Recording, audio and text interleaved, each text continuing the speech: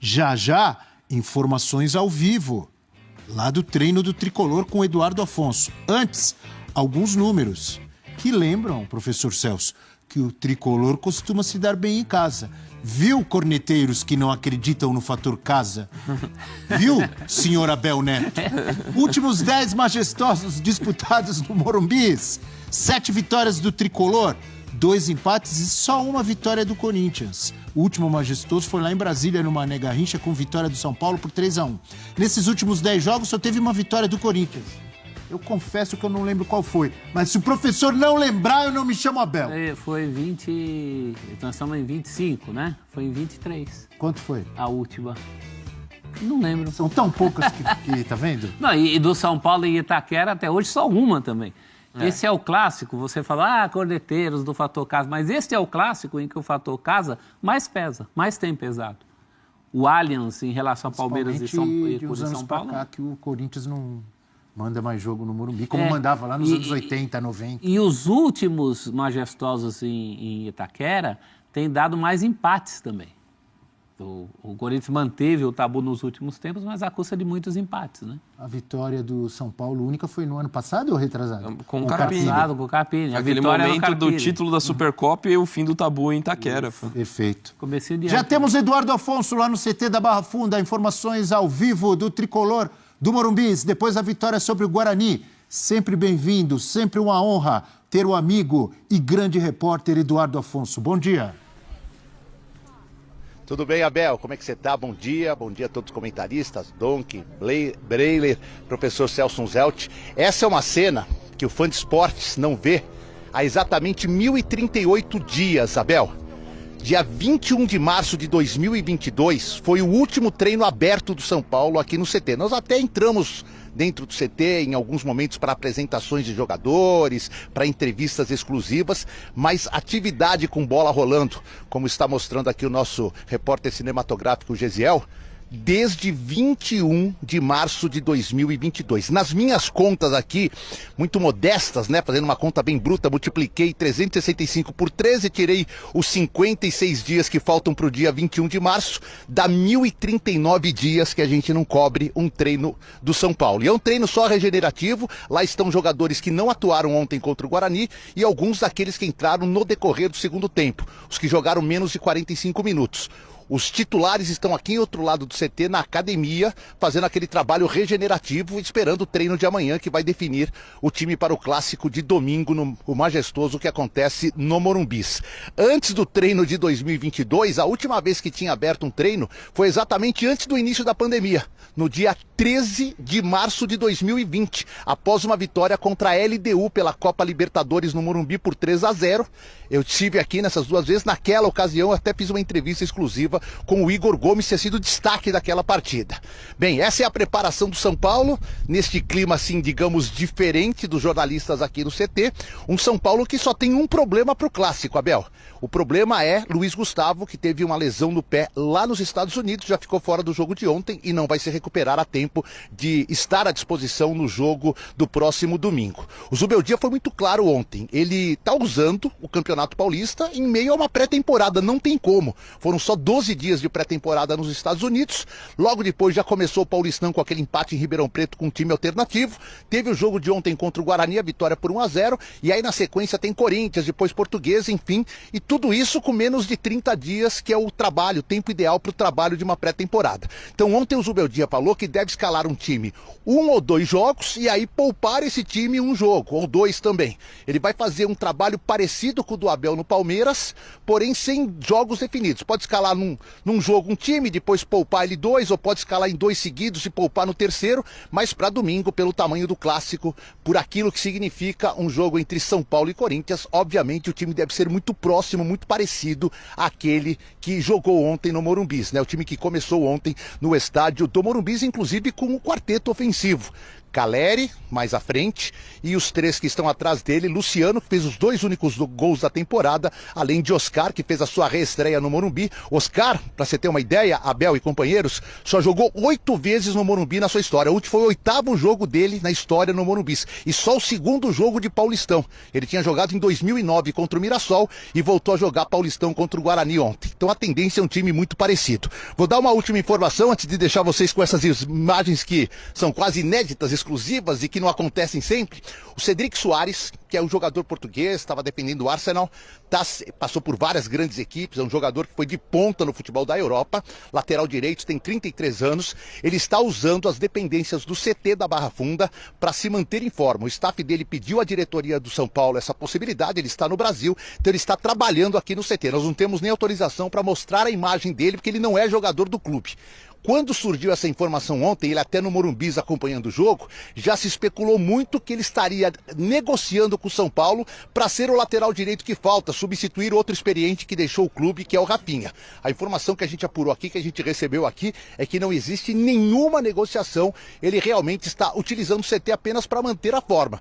Isso não é tão comum hoje, mas você vai lembrar, Bel, você que frequentou tanto aqui como repórter, que lá nos anos 2000, um pouco antes, o CT era uma referência, vários e vários jogadores até que não são brasileiros vinham ao Brasil e utilizavam o CT para fazer a sua recuperação. Como o CT foi modernizado, então o Cedric Soares pediu e está aqui trabalhando à parte, apenas um recondicionamento físico, Abel. Sim, eu lembro do Ricardo Oliveira, não sei se estava no Milan na época ou estava no futebol espanhol. Adriano também. Adriano Imperador, o próprio Kaká, que foi criado no São Paulo, mas antes de voltar, vários jogadores faziam a recuperação usando o CT do São Paulo. Edu, no início do programa, quando a gente falava sobre a vitória diante do Guarani, né, de ontem, vimos também ali alguns trechos da fala do Zubeldia, e você que acompanha o dia a dia, que está sempre nos jogos, nos treinos do São Paulo, uma boa impressão deixada pelo quarteto, não é? A impressão que a gente teve, e que o Zubeldia deixou claro, que ele ficou satisfeito com o que viu, e também com o Oscar, que ele falou que era uma necessidade do São Paulo, né, Edu? O jogador com as características do Oscar.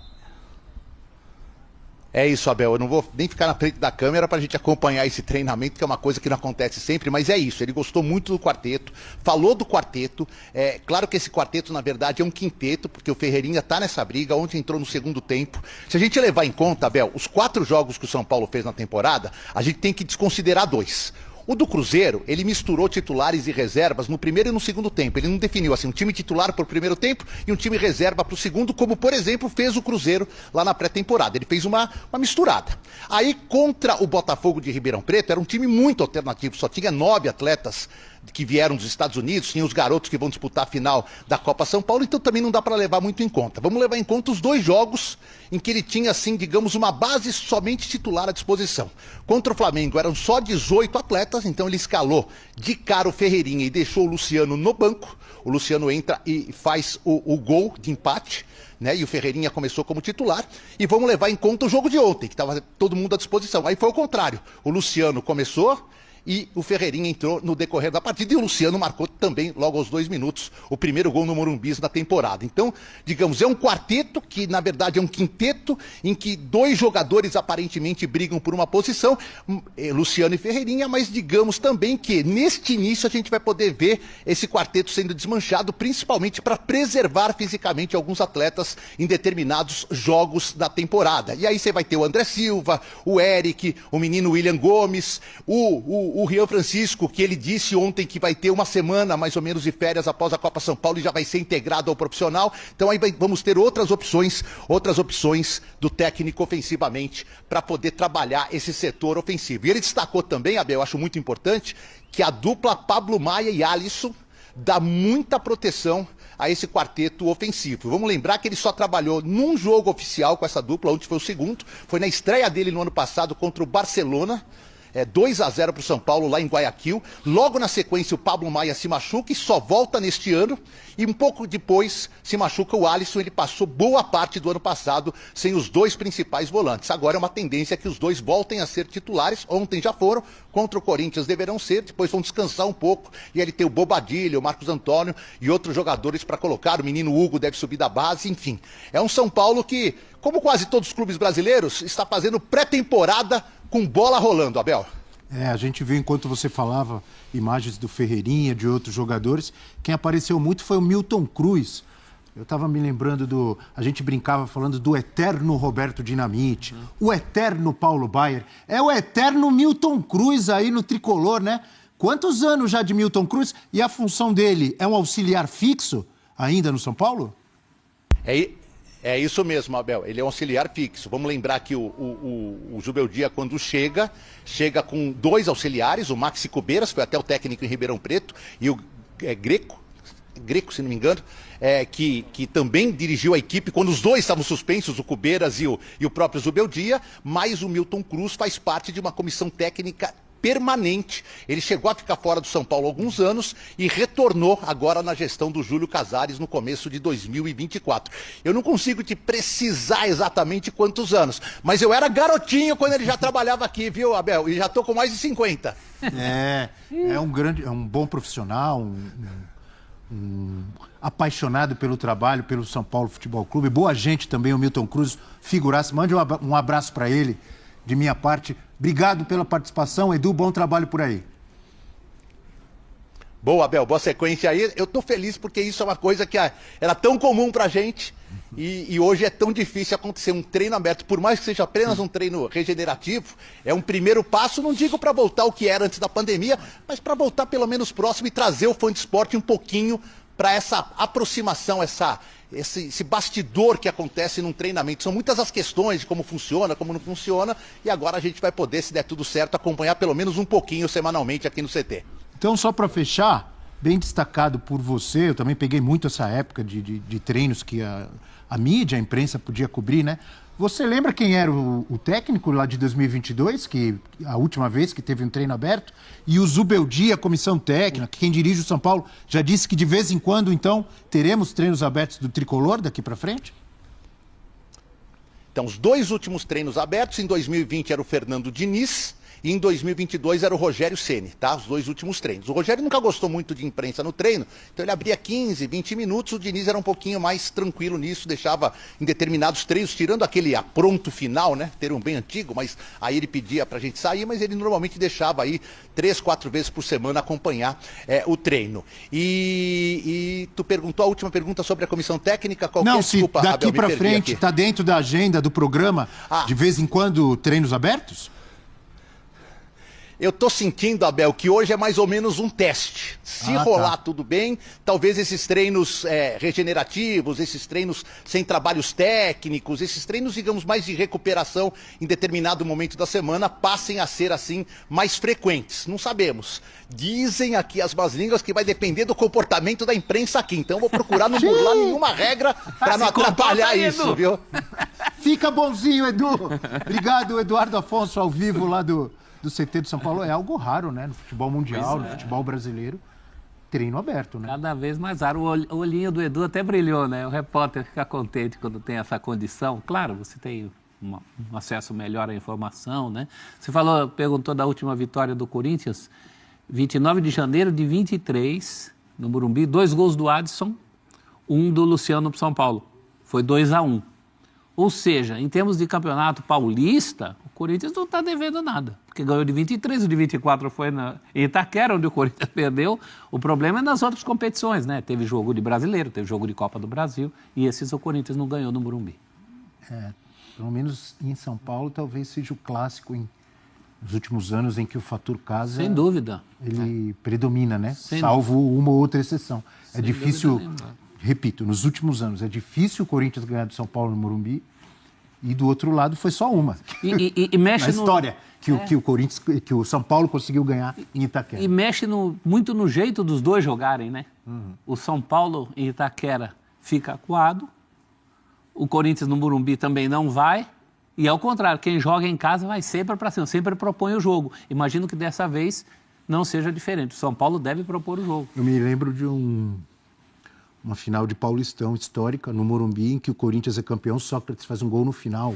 Um dia de muita chuva, ele só comemora assim, só levanta o braço, todo mundo correndo. Lembra dessa? Primeiro jogo, foto histórica, inclusive, da placar. É uma foto histórica. Solito pegou muito nesse jogo, estava no lugar...